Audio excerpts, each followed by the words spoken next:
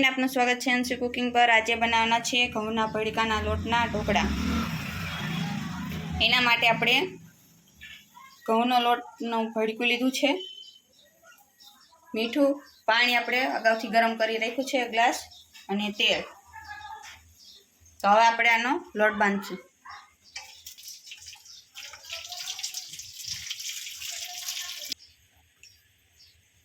એક ચમચી આપણે મીઠું ઉમેરશું। હવે આપણે એક પાવરા જેટલું આપણે તેલ ઉમેરશું।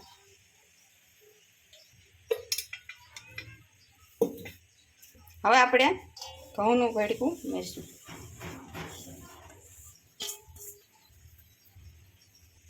હવે આપણે સારી રીતે લોટ મિક્સ કરી લઈશું। સારી રીતે લોટ આપણે મિક્સ કરી લઈશું।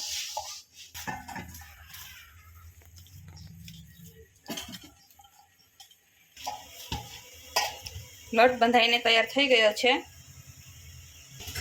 પાણી આપણે ઢોકળિયા અંદર 3 ગ્લાસ જેટલું નાખ્યું છે। પાણી એકદમ ગરમ થઈ ગયું છે।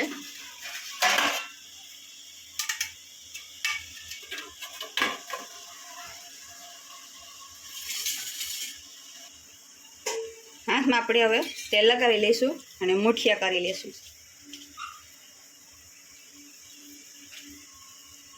આ રીતે આપણે બધા મુઠિયા કરી લઈશું।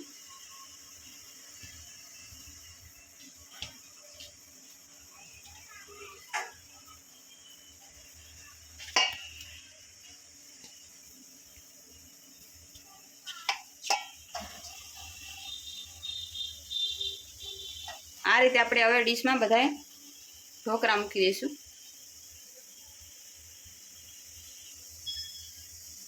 આ રીતે આપણે બધાય ઢોકળા મૂકી દઈશું।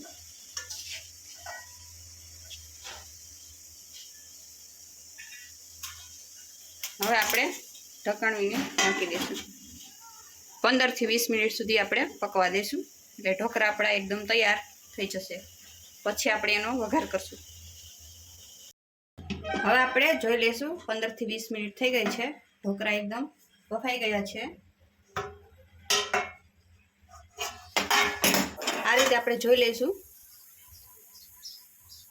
ઢોકળા એકદમ બફાઈ ગયા છે। હવે આપણે ઢોકળાને આપણે કટિંગ કરી લઈશું। ફરી ગયા છે ઢોકળા એકદમ। હવે આ રીતે આપણે કટિંગ કરી લઈશું। ઢોકળા બધાય કટિંગ થઈ ગયા છે। તો હવે આપણે વઘારશું। હવે ઢોકળાની ઉપર આપણે 1 ચમચી હળદર ઉમેરશું, 1 ચમચી ધાણા જીરું, અડધી ચમચી લાલ મિર્ચ પાવડર,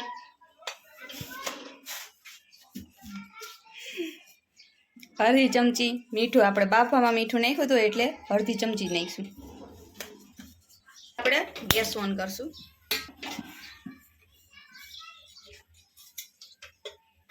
હવે આપણે 2 ચમચી તેલ ઉમેરશું।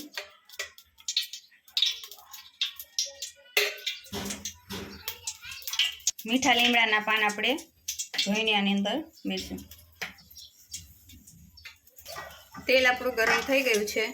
તો હવે આપણે 1 ચમચી આપણે રાઈ ઉમેરશું, 1 ચમચી આપણે હિંગ ઉમેરશું। હવે આપણે વઘાર કરશું।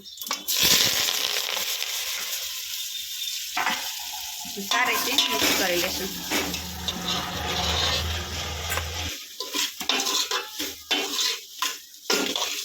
2 થી 3 મિનિટ સુધી આપણે આ રીતે પકવા દઈશું ઢોકળાને।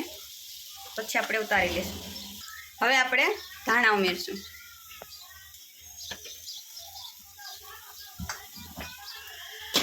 સારી રીતે મિક્સ કરી લઈશું। હવે આપણે ગેસ બંધ કરી દઈશું।